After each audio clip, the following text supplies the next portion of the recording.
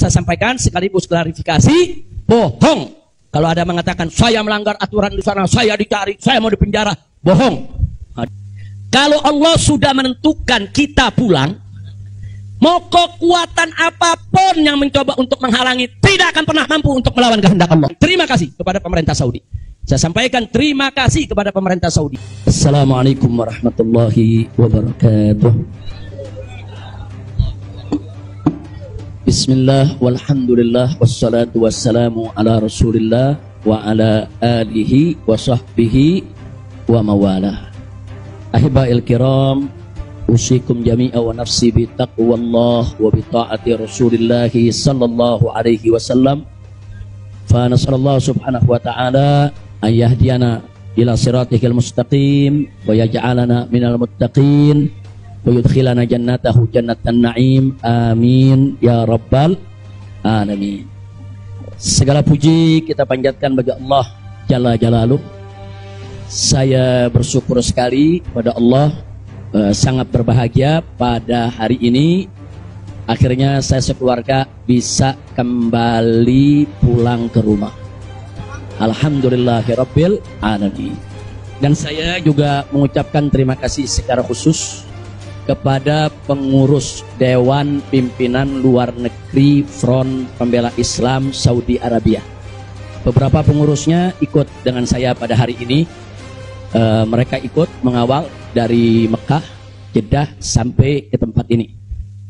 Di antara yang ikut ada Ustadz Abdul Hakim selaku sekretaris dari FPI Saudi.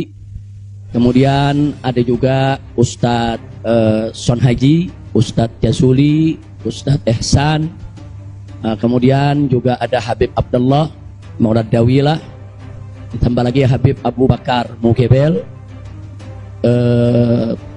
Jumlah semua kami berangkat dari sana ada 18 orang. Alhamdulillah semua dimudahkan. Kita doakan mereka-mereka yang telah dengan setia menemani kita, membantu kita sehingga semua urusan menjadi lancar. Jazahumullahu khairal jaza.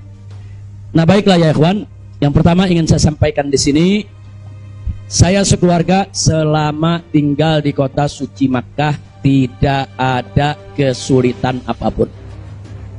Jadi kita tidak ada kesulitan, kita tidak ada kesusahan, walaupun ada pihak lain yang mencoba untuk membuat saya sulit, membuat saya susah, tapi alhamdulillah tidak pernah berhasil. Wa yamkuruna wa yamkurullah wallahu khairul makirin. Jadi kalau saya malu sekali kalau saya harus katakan oh di Mekah ini susah, kita diasingkan, kita jauhkan, enggak. Di Mekah nikmat, baladan aminan mubarakat. Kita mendapatkan kenikmatan di Mekah luar biasa. Di sini saya banyak kawan, sampai di Mekah saya dapat kawan juga tidak kalah banyaknya. Di sini kita punya jamaah, sampai di Mekah juga kita punya jamaah.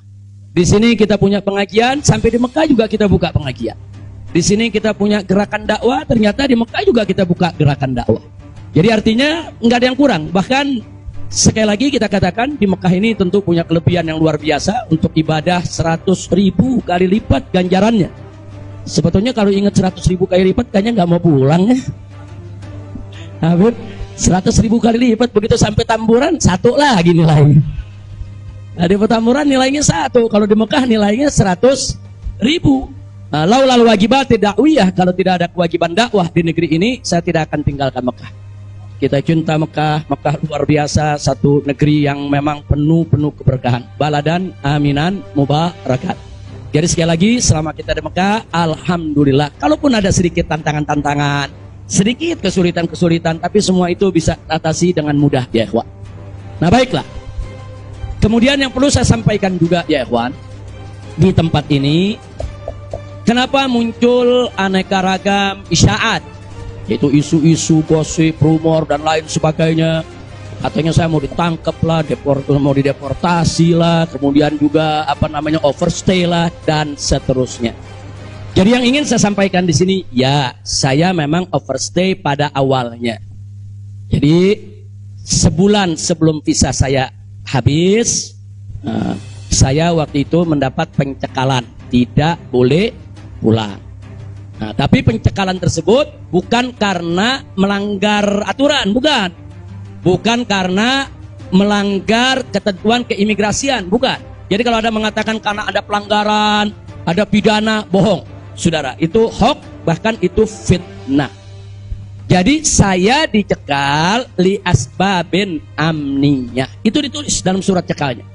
Li asbabin amniyah, karena alasan keamanan. Nah, biasanya kalau alasannya melanggar di situ ditulis mukhalafatun nizam atau at-takhalluf anin nizam. Nah, itu namanya melanggar aturan. Nggak ada. Di dokumen saya tidak ada kalimat at-takhalluf anin nizam atau mukhalafatun qanun. Nggak ada. Yang ada adalah li asbabin amniyah, untuk alasan keamanan. Nah, tentunya saya tidak diam. Saya terus melakukan lobby dengan pemerintah Saudi, dengan otoritas Saudi. Ini asbabun amniyah yang bagaimana maksudnya. Kemudian kenapa saya tidak bisa keluar dan seterusnya. Ini terjadi pembicaraan yang cukup panjang ya, Pak. Tapi memang mereka sendiri mengaku. Jadi saya ini di sana diperiksa oleh Badan Intelijen Saudi, saya diperiksa oleh Dewan Keamanan Saudi, saudara. Nah, belakangan, saudara, kenapa saya diperiksa? Mereka mendapatkan laporan sampah dari negeri ini ya. Jadi mereka bilang ini zubalah. Nahnu nahsul alal maklumat kadhibah. Kita mendapat informasi yang bohong. Bahkan mereka bilang zubalah. Zubalah itu sampah ya, kawan. Informasi sampah tentang Anda. Jadi katanya saya ini buronan, melarikan diri, ada persoalan hukum yang saya hadapi. Saya ini katanya red notice. Kemudian ada lagi yang mengatakan kalau saya ini saudara orang politik yang selalu bikin keributan di mana-mana, nanti bahaya untuk keamanan Saudi. Nah, ini laporan-laporan semacam ini. Saya tidak mau menuduh siapa yang melapor, si A atau si B atau si C ya, kawan. Tapi ini ada. Dan ini bukan laporan dari orang biasa. Kalau laporan dari orang biasa, saudara, nggak bakal dihiraukan oleh pemerintah Saudi. Ini tingkat negara. Ini bukan tingkat RT, bukan tingkat RW. Ini tingkat negara. Negara Saudi mendapatkan laporan. Berarti yang memberikan laporan ini, saudara, ini tingkat tinggi juga. Nah, tapi ala kulli hal semua kita buktikan. Mereka bilang, apa betul? Anda ini punya kasus hukum. Ada 2 kasus hukum. Satu di Jakarta, satu di Bandung. Saya katakan kepada mereka, saya tidak punya kasus hukum. Mana buktinya? Saya punya SP3. SP3-nya saya terjemahkan ke dalam bahasa Arab. Kayaknya dalam sejarah nggak pernah ada SP3 diterjemahkan ke dalam bahasa Arab. Sebab kalau saya serahkan SP3, ya tentu kan polisi di sana nggak paham, intelijen di sana nggak paham apa isinya, apa maksudnya. Kita terjemahkan dalam bahasa Arab. Kita buat dokumen resmi, terjemah resmi. Jadi saya katakan tuduhan apa yang Anda dapat dari pemerintah Indonesia? Oh, Anda ini melarikan diri dari Jakarta karena ada kasus hukum. Saya tunjukkan, ini SP3. Silakan Anda baca. Begitu mereka baca, mereka kaget. Oh, ini kan hukum sudah selesai. Kenapa kok masih dilaporkan Anda tetap bersalah? Jadi pemerintah Saudi sendiri yang menilai ya, Pak. Nah, kemudian yang kedua, waktu kasus Bandung, saya bilang juga udah nggak ada perkara. Punya SP3, saya terjemahin lagi SP3-nya. Saudara. Nah, terakhir mereka bilang, katanya Anda ini dikejar-kejar badan intelijen dari negara Anda. Saya bilang, enggak, saya nggak punya persoalan dengan badan intelijen. Oh, tapi ini ada laporan. Anda bisa buktikan kalau Anda tidak punya permasalahan dengan badan intelijen Indonesia. Punya. Loh, apa buktinya? Saya punya dokumen perjanjian antara saya dengan badan intelijen negara Indonesia. Saya terjemahkan lagi dalam bahasa Arab. Resmi di situ, saudara. Dan dokumen ini kan belum saya buka ke masyarakat ya, ikhwan. Saya pikir nggak ada perlunya saya buka ya, ikhwan, kecuali kalau darurat saya tunjukkan. Mereka kaget loh. Anda punya perjanjian begini bagus dengan negara, Anda tidak punya masalah. Kok dilaporkan macam-macam? Nah, ini yang jadi persoalan ya, ikhwan. Ala kulli hal, singkat cerita, kalau saya cerita terlalu panjang, saudara, akhirnya pemerintah Saudi ini, otoritas yang berwenang di bidang ini, mereka justru akhirnya minta maaf. Mereka bilang, nahnu natawarrat, nahnu ghaltan. Kami salah, kami sudah melewati batas wewenang yang kami punya. Kami minta maaf karena memang ini kesalahan dari informasi yang kami terima. Nah, jadi supaya Anda tahu, akhirnya mereka tidak mengganggu kita sama sekali. Nah, bahkan terakhir bukan lagi persoalan bayang safar, jangan kita deportasi. Saya ditawarkan, Habib, Anda mau pulang besok ke Indonesia atau Anda mau tinggal di sini selamanya? Silakan. Maka itu pada malam Ahad, Sabtu malam Ahad, sebelum saya pulang, saya ke Riyadh, saya diundang resmi ke Riyadh. Saya diundang resmi ke Riyadh, saya ketemu petinggi di sana ya, kawan. Mereka tawarkan, mau tinggal di sini, kita berikan iqamah, kita berikan izin tinggal, mau seumur hidup pun boleh. Silakan Anda memutuskan. Enggak, saya enggak punya persoalan sama pemerintah Saudi, ya kawan.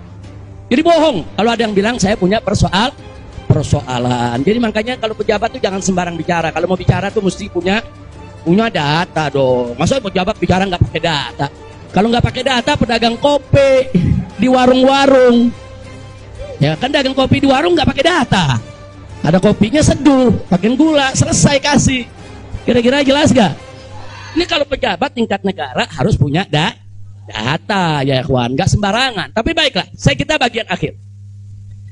Jadi begitu mereka sudah tahu itu semula saya mau dibikinkan bayan safar. Bayan safar itu exit permit, saudara. Nah, bayan safar itu ada dua. Ada izin keluar Saudi, saudara, karena orang melakukan pelanggaran. TKI yang melarikan diri dari majikan, atau umpamanya ada tenaga kerja yang melakukan pelanggaran pidana, mencuri, berkelahi, atau membunuh saudara.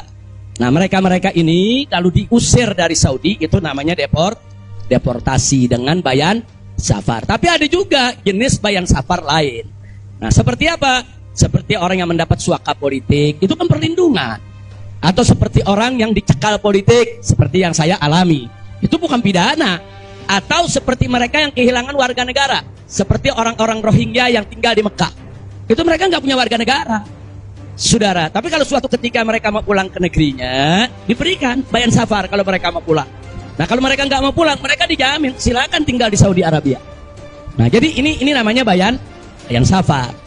Tapi ternyata terakhir karena mereka menyadari saya tidak bersalah, ini yang menarik ya. Mereka sendiri yang mengatakan, ya Syekh, Anda tidak layak untuk dapat bayan safar. Karena kalau Anda dapat bayan safar, nanti catatan overstay-nya itu nggak hilang. Nah, jadi dalam dokumen keimigrasian kan ada overstay, itu nggak hilang. Nah, walaupun Anda tidak dicegah, tapi catatan itu kan jadi buruk. Anda nggak pantas untuk mendapat catatan buruk karena Anda tidak bersalah. Jadi saya tanya, lalu apa mau diberikan? Jadi dibatalkan itu bayan safar. Lalu apa mau diberikan? Kami perpanjang visa Anda. Jadi selama 2 tahun lebih, 3 tahun setengah itu ya kawan, seolah-olah saya punya visa umurnya 3 tahun setengah. Tidak ada overstay ya kawan. Nah, cuman pada saat mereka tanya, mau diperpanjangnya sampai kapan ya Syekh? Dia tanya, saya mau sebulan, mau 2 bulan lagi. Saya katakan enggak, saya mau pulang tanggal 9 insya Allah. Jadi cukup bayan safar, bukan bayan safar, tamdidnya cukup sampai tanggal 11 ya kawan. Nah, cukup tanggal 11, tanggal 9 insya Allah saya pulang. Nah, jadi ini yang perlu saya sampaikan sekaligus klarifikasi, bohong. Kalau ada mengatakan saya melanggar aturan di sana, saya dicari, saya mau dipenjara, bohong. Nah, dan saya sesalkan kalau kalimat-kalimat semacam itu keluar dari mulut pejabat ya kawan. Kira-kira jelas tidak? Paham semua? Baik. Nah, ternyata upaya mereka menggagalkan saya pulang, saudara, nggak berhenti sampai di situ.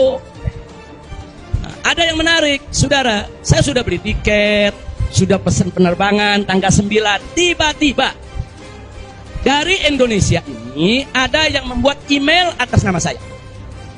Namanya Habib Muhammad Rizik Syihab. Saudara, pakai foto saya. Email ini dikirim ke travel tempat saya memesan tiket. Nah, apa isi pesannya? Bahwa kami tidak jadi berangkat, mohon dibatalkan. Kami punya jadwal. Jadi ada upaya begitu. Ini bukan. Jadi ada yang bilang, ini kan cuma pura-pura jadi korban. Ini pura-pura playing victim. Enggak, memang benar mau dibatalkan ya kawan. Tapi ala kulihal travelnya telepon langsung ke kita. Apa betul Anda ingin membatalkan? Kita bilang enggak, ini ada email dari nama Anda. Saya katakan itu email palsu. Nah, ala kulihal tidak dibatalkan. Tapi enggak puas sampai di situ ya kawan. Malam Ahad kemarin, malam Ahad yang lalu, pada saat saya ke Riyadh, ada gerakan lagi. Mereka membuat email atas nama travel tempat saya beli tiket. Nah, travel ini kan ngambil tiketnya ke bagian marketing Saudi ya Pak. Ternyata kursi Saudi itu sudah diborong oleh marketing di Turki, di Istanbul. Jadi dibuatlah email atas nama travel, dikirim ke Istanbul, minta supaya jadwal saya, istri dan 2 putri saya dibatalkan, dan dibatalkan.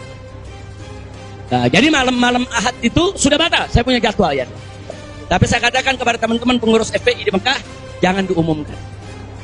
Diam, kalau diumumkan ini nanti, kalau ini diumumkan ya ikhwan, padahal kita kan masih punya peluang untuk melawan itu. Kita masih punya peluang untuk memperbaharui. Kita masih punya peluang untuk beli tiket lain. Maka itu kita diam, tidak kita umumkan. Kalau yang pertama kita umumkan. Pembatalan yang pertama itu kita umumkan. Yang kedua tidak kita umumkan. Nah, tujuan saya kedua untuk tidak diumumkan apa? Supaya musuh-musuh, penjahat-penjahat, bajingan-bajingan yang membuat itu sudah merasa menang ya ikhwan. Nah, dia kan merasa menang, ketawa-ketawa. Udah batal lo. Nah, besok kalau lo ke airport, begitu masuk ke counter, nama sudah tidak ada. Biarin aja dia senang ya ikhwan. Gak apa-apa, biar dia senang. Jadi sengaja kita biarkan. Nah, kemudian kita hubungi travel yang ada, kita minta untuk ganti kode booking. Nah, ada tambahan biaya, kita tambah biayanya. Tetap kita minta tanggal itu untuk kita dapat kursi, dan kita dapat. Kita diam ya ikhwan. Kita nggak umumkan kalau kita punya tiket baru. Nah, ini kita tidak umumkan. Lancar semua. Tapi ternyata jebol juga informasi ke mereka kalau saya punya tiket baru ya ikhwan. Lalu apa yang terjadi? Pesawat berangkat jam 7. Dari jam 11 siang saya sudah kirim orang untuk check-in. Jam 2 kita sudah full semua, kita sudah dapat check-in. Barang sudah masuk. Tiba-tiba jam 4 sore di airport dapat panggilan, saya punya putri yang satu tiketnya batal. Ini permainan gila-gilaan ini ya. Nah, kita tanya, kita konfirmasi ini bagaimana bisa batal ini? Ya alasannya katanya ada ATM palsu lah. Ada orang mengaku bahwa ATM-nya dipakai lah, duitnya dicuri lah, dan lain sebagainya. Tapi tujuan dia, kalau saya punya putri itu batal, saya nggak bisa berangkat. Kenapa? Karena saya kafilnya. Nah, peraturan di Saudi, nggak boleh kafil keluar. Saya ini kafilnya kalau anaknya tidak keluar. Kalau anak istri keluar, saya tidak keluar, masih boleh. Tapi kalau saya keluar, sementara anak istri tidak keluar, nggak boleh. Itu peraturan di Saudi. Jadi sekarang dia batalkan satu, supaya saya nggak ikut berangkat ya, kawan. Nah, jadi ini terjadi. Nah, jam 4 sore itu kita berkutat. Tapi alhamdulillah, saudara, otoritas Saudi bantu kita. Mereka juga terkaget-kaget. Oh, ini ada apa ini? Kok pembatalan bisa begini? Mereka nggak pernah alami ini semua ya, kawan. Nah, akhirnya jam 5 sore semua bisa teratasi. Jam 6 sore kita sudah masuk ke ruang tunggu, dan jam 7 kita sudah bisa berangkat. Alhamdulillah. Nah, di sini yang saya ingin sampaikan ya, kawan. Kalau Allah sudah menentukan kita pulang, mau kekuatan apapun yang mencoba untuk menghalangi tidak akan pernah mampu untuk melawan kehendak Allah. Alhamdulillah. Nah, dan Nabi sudah mengingatkan kita, saudara.